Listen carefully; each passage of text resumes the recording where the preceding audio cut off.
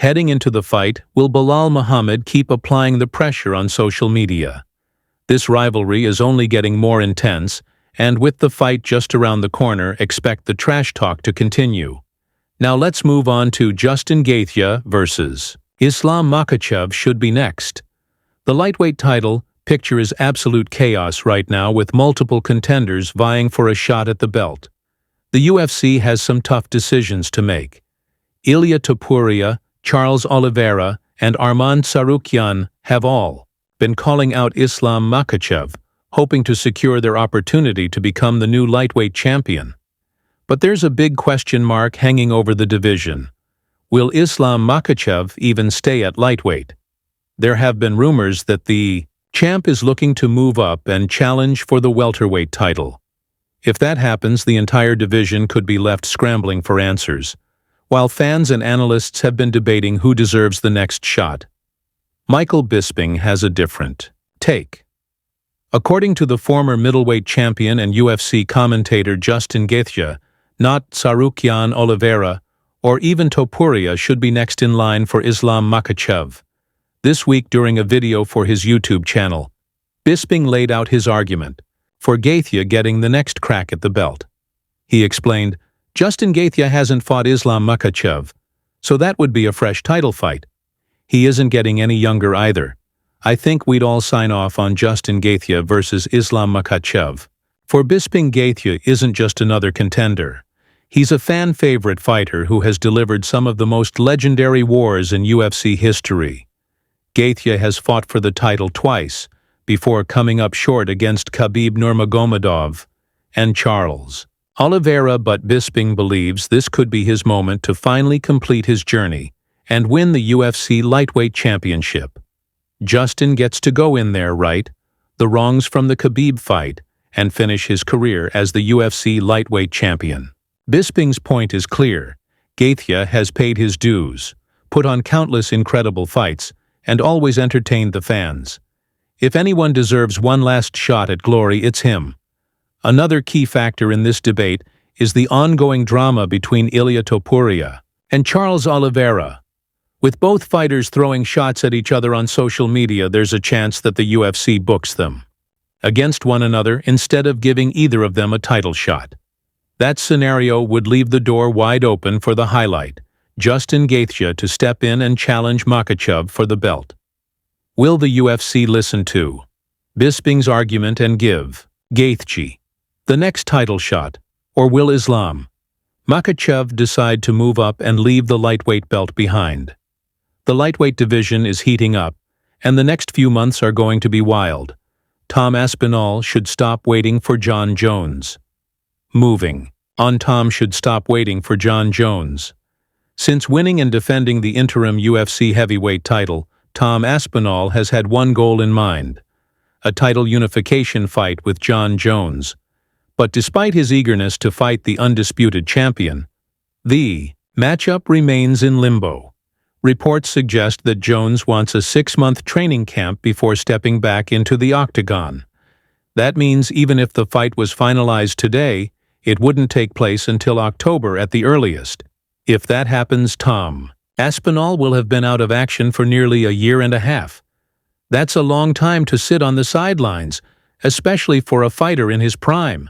And according to Demetrius Mighty Mouse, Johnson waiting that long is not a good idea. During an interview with Submission Radio, the former flyweight champion made his stance clear. Aspinall should stay active instead of waiting around for Jones. Johnson explained, "If I was Tom Aspinall, I'd be like, God, dude. I'm not waiting 6 months, y'all. Need to get me another fight." Johnson believes that young fighters need to stay sharp by competing regularly. He expressed mixed feelings about Aspinall waiting so long, recognizing that fighting John Jones would be a career-defining opportunity. If Aspinall beats John Jones, it changes everything for him. But at the same time, Johnson warned about the dangers of inactivity.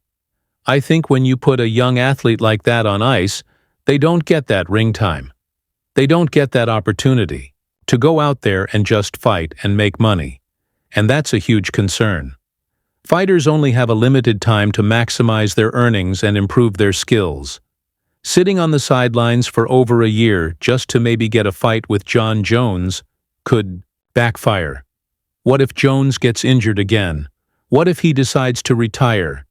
If that happens, Aspinall could end up wasting valuable time instead of building his legacy. As for Aspinall himself, he recently said that his latest meeting with the UFC went well, and that he's optimistic about the future. But with Jones asking for 6 months of preparation, the chances of a summer showdown are slim. So what should Aspinall do? Should he keep waiting and hope for the biggest fight of his career? Or should he take another fight? Stay active and keep proving that he's the best heavyweight in the world. One thing is for sure. The UFC's heavyweight division is at a standstill, and Tom Aspinall needs to make a decision soon. Next, Chael Sonnen's brutal take on Conor McGregor's return. Sonnen's brutal take on Conor McGregor's return. The American gangster is never one to hold back, and this time, he set his sights on Conor McGregor's highly anticipated return to the UFC. During a recent episode of Good Guy, Bad Guy, Chael Sonnen completely dismantled the idea that McGregor is serious about making a comeback, but he didn't stop there. Sonnen went even further, claiming that the former two-division champion is no longer capable of competing at the highest level. According to Sonnen, McGregor simply isn't motivated to fight anymore, and even if he was, the results wouldn't be pretty. In his words, "There's not a single UFC fighter in Nevada that McGregor could beat. You got to understand what part of it would he come back for. We're told by him that he doesn't need the money. We can see that his time is occupied. A lot of fighters cling to the sport because they have nothing else to do. He's got a beating standing in front of him. There is not an athlete under contract with the UFC located in southern Nevada that he can beat." That's a bold claim. But is Sonnen wrong? McGregor has only fought 4 times since 2018, losing 3 of those bouts. His last win came against Donald "Cowboy" Cerrone in 2020. A fight many believe was tailor-made for McGregor to shine. Since then, he's been inactive, dealing with injuries and focusing on his business ventures, movies, and social life. Sonnen believes that McGregor simply doesn't have the hunger anymore. The man who once fought 4 times in 12 months and took over the sport is now content with his fame, fortune, and lifestyle outside the octagon. There's an ass-whipping waiting for him. Apparently, life is good without it. He still makes headlines without it. He still gets put on our show without it. That last point is crucial. McGregor is still one of the biggest names in combat sports, even without fighting. Whether it's through social media, business ventures like Proper Number 12 Whiskey, or his role in the upcoming Roadhouse movie remake, he remains a global superstar. So the question remains, is Conor McGregor really coming back, or is he just keeping his name in the headlines? If he does return, will he be anywhere near the same fighter he once was? Sonnen doesn't think so, and judging by McGregor's inactivity, he might be right. Said the UFC wants Sean to be champ again so bad. Moving on, the MMA community is not happy with UFC 316 main event.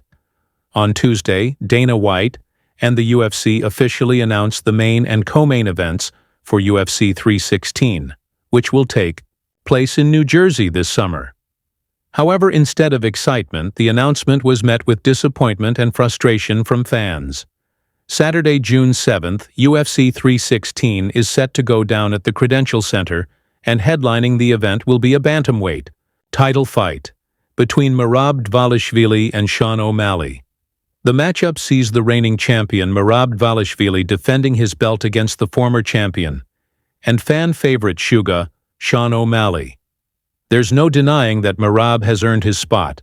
At the top of the division, he is currently on an incredible 12-fight win streak and has defeated some of the biggest names at 135 lbs. On the other hand, O'Malley is always an exciting fighter to watch and remains the #1 contender. Given that their first fight ended in a dominant decision victory for Merab, this rematch is being marketed as an opportunity for O'Malley to reclaim his throne.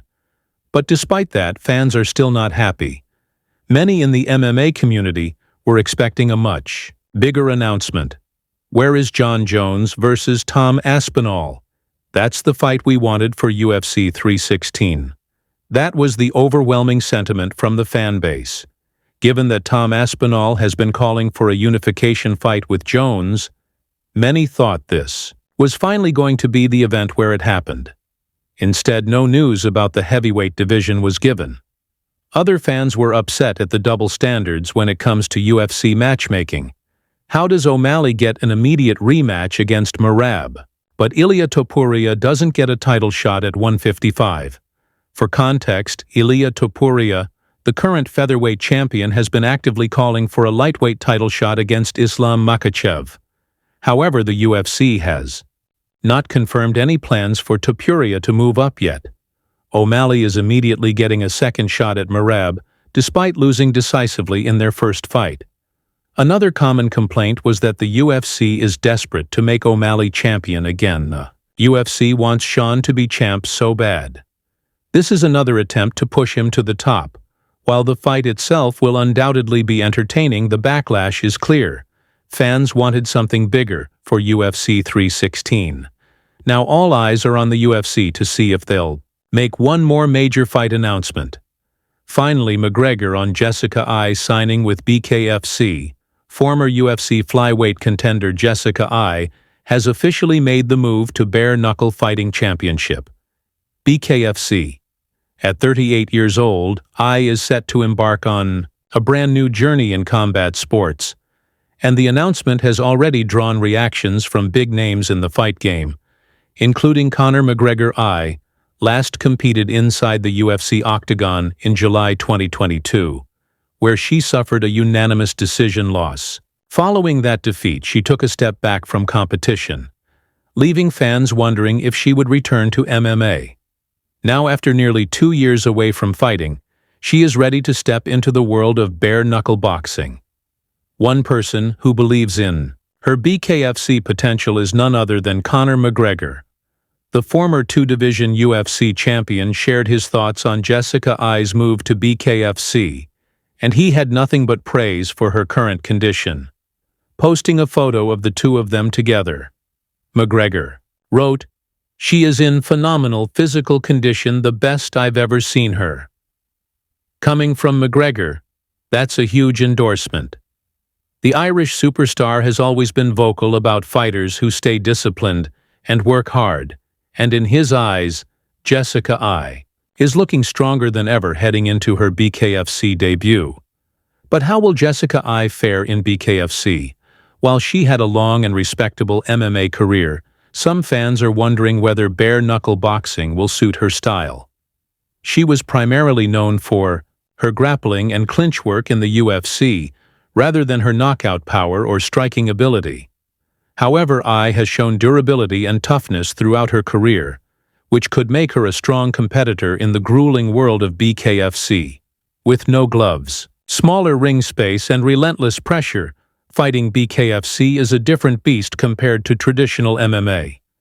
But if Conor McGregor's confidence in Eye's not confirmed any plans for Topuria to move up yet, O'Malley is immediately getting a second shot at Merab, despite losing decisively in their first fight. Another common complaint was that the UFC is desperate to make O'Malley champion again. The UFC wants Sean to be champ so bad. This is another attempt to push him to the top. While the fight itself will undoubtedly be entertaining, the backlash is clear. Fans wanted something bigger for UFC 316.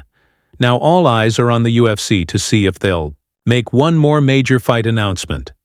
Finally, McGregor on Jessica Eye signing with BKFC.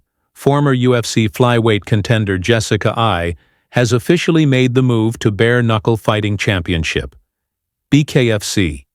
At 38 years old, Eye is set to embark on a brand new journey in combat sports, and the announcement has already drawn reactions from big names in the fight game, including Conor McGregor. Eye last competed inside the UFC octagon in July 2022, where she suffered a unanimous decision loss. Following that defeat, she took a step back from competition, leaving fans wondering if she would return to MMA. Now, after nearly 2 years away from fighting, she is ready to step into the world of bare-knuckle boxing. One person who believes in her BKFC potential is none other than Conor McGregor.